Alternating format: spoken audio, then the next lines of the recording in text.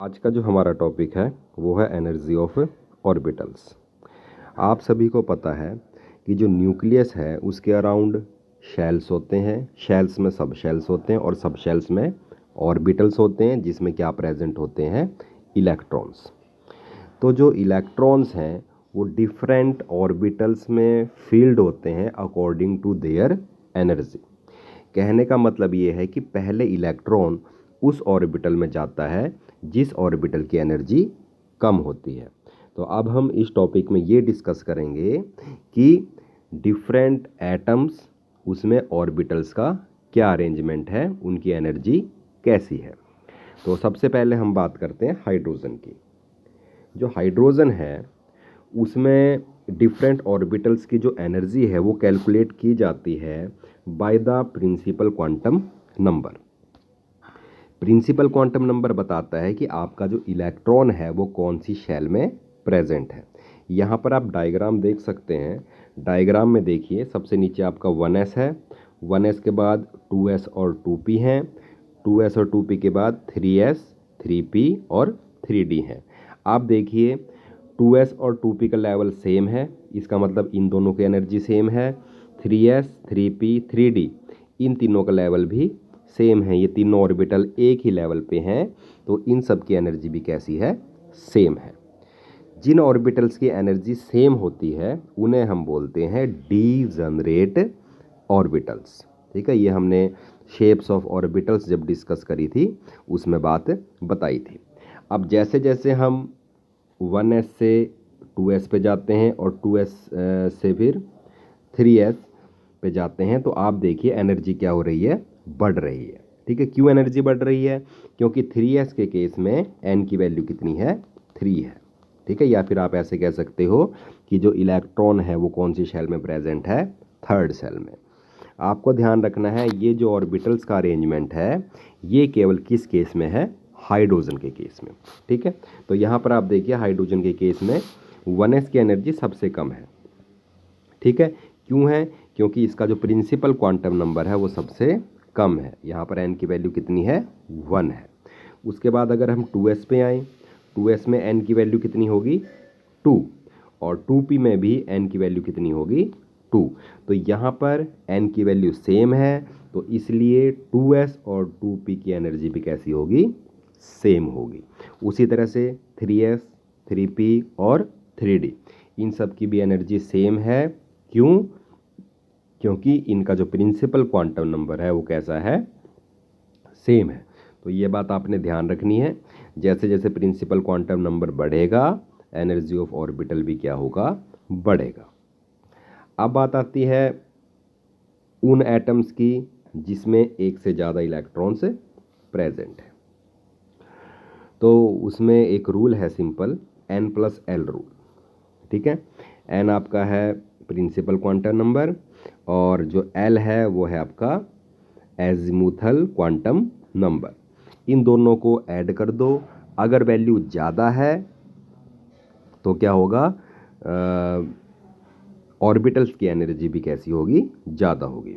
यहाँ पर आप देख सकते हैं 1s, 1s की एनर्जी है सबसे कम, 1s के बाद है 2s, 2s के बाद है 2p, फिर 3s, 3p, 4s और 3d।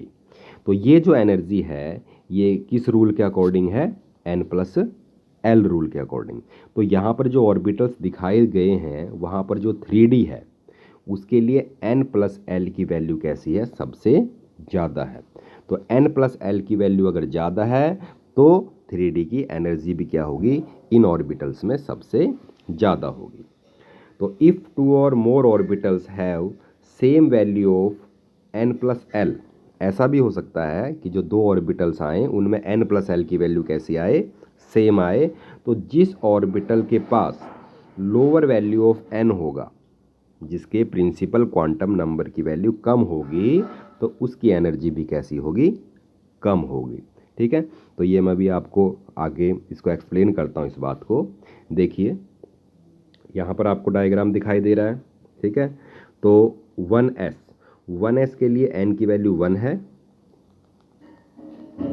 ठीक है, और l की वैल्यू कितनी है, 0। तो n प्लस एल की वैल्यू कितनी आई 1।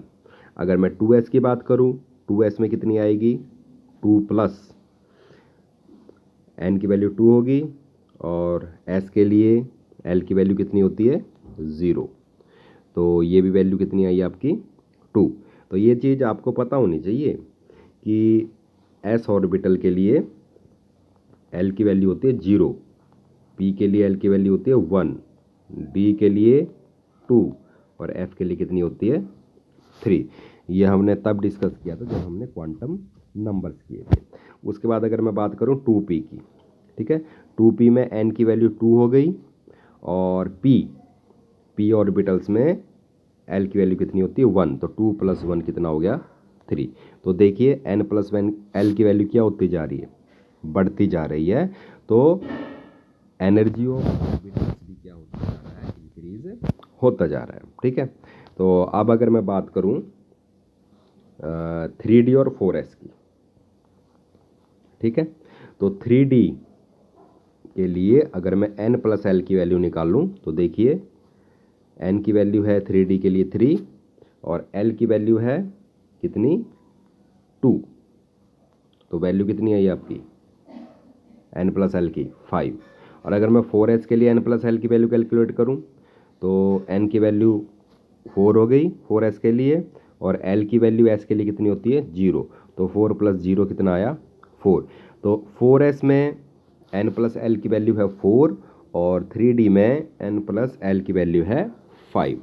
तो 3D में n प्लस एल की वैल्यू ज़्यादा है तो 3D ऑर्बिटल की एनर्जी क्या होगी 4s से कैसी होगी, ज़्यादा होगी। ये चीज़ आपने ध्यान रखनी है। ठीक है, तो अगर मैं बात करूं 3D और 4p की, ठीक है, 3D में n प्लस एल की वैल्यू होगी 5, अभी हमने करी थी। ठीक है, और 4p में क्या होगी देखिए n की वैल्यू 4 हुई और l की वैल्यू p के लिए कितनी हुई 1, तो इसमें भी वैल्यू कितनी आएगी 5 ही आएगी। अब सेम वैल्यू है, ठीक है, यदि n प्लस एल की वैल्यू सेम आए तो आपने क्या करना है, किसको देखना है n को, n का मतलब प्रिंसिपल क्वांटम नंबर। तो जिसमें n की वैल्यू कम होगी तो उसकी एनर्जी भी क्या होगी कम होगी। ओके, तो 3D की एनर्जी कम होगी 4p से, क्यों, क्योंकि 3D का प्रिंसिपल क्वांटम नंबर कैसा है कम है, n की वैल्यू कितनी है वहाँ पर 3 है और 4p में n की वैल्यू कितनी है 4 है। अब ये बात आती है कि अगर मैं डिफरेंट एटम्स को आपस में कंपेयर करूं, ठीक है, तो किस ऑर्बिटल की एनर्जी ज़्यादा है। मान लीजिए मैं हाइड्रोजन के 2s को लिथियम के 2s से कंपेयर कर रहा हूं, ठीक है, तो हाइड्रोजन के जो 2s है उसकी जो एनर्जी है वो ज़्यादा होगी किससे, लिथियम के 2s से। क्यों होगी ज़्यादा, क्योंकि जो लिथियम है, लिथियम के केस में जो एटॉमिक नंबर होगा वो ज़्यादा होगा किससे, हाइड्रोजन से। और देखो यदि एटॉमिक नंबर ज़्यादा होता है तो ज़्यादा अट्रैक्शन होती है न्यूक्लियस की और इलेक्ट्रॉन्स की। अगर ज़्यादा अट्रैक्शन होती है तो क्या होता है, मूवमेंट ज़्यादा नहीं होती। ठीक है, ऑर्बिटल्स ज़्यादा मूव नहीं कर पाता। ठीक है, ऑर्बिटल्स में जो इलेक्ट्रॉन्स हैं वो ज़्यादा मूव नहीं कर पाते और अगर इलेक्ट्रॉन ज़्यादा मूव नहीं कर पाएंगे तो उनकी एनर्जी क्या होगी कम होगी। ठीक है, उसी तरह से अगर मैं लिथियम का कंपैरिजन करूं सोडियम के 2s से, तो सोडियम के 2s की एनर्जी क्या होगी उससे भी कम होगी, क्योंकि उसका एटॉमिक नंबर कैसा है बहुत ज़्यादा है, या फिर आप कह सकते हो जो फोर्स ऑफ अट्रैक्शन है न्यूक्लियस और इलेक्ट्रॉन्स के बीच में वो क्या है बहुत ही ज़्यादा है, जिससे इलेक्ट्रॉन की मूवमेंट कम होगी और इलेक्ट्रॉन की मूवमेंट कम होगी तो क्या होगा, ऑर्बिटल की एनर्जी भी क्या होगी कम होगी। तो सीधा सा हिसाब है, हम ये कह सकते हैं जितना ज़्यादा एटॉमिक नंबर होगा उतनी कम क्या होगी ऑर्बिटल की एनर्जी होगी।